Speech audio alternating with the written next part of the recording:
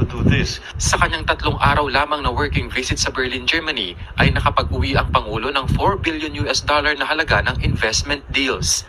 Kasama pa rito ang pagsuporta ng giant German company na Siemens sa layuning digitalisasyon ng Pilipinas at pagbibigay ng training sa mga Filipino worker. Gayon din ang commitment ng giant aerospace company na Airbus na makipagtulungan sa DOTR para sa energy sourcing mula sa mga landfill sa Pilipinas. Nagkaroon din ng pagkakataon ng Pangulo na makipagpulong sa Bosch Company kung saan nabanggit niya sa top executives nito ang pagtulak ng Pilipinas para sa jeepney modernization. Sa tala ng DTI, aabot na sa $72 billion ang mga nakuhang investment ng bansa mula sa mga foreign trip ng Pangulo na may kabuang 148 projects.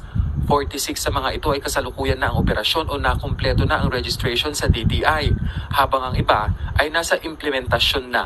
Sakop nito ang iba't ibang sektor gaya ng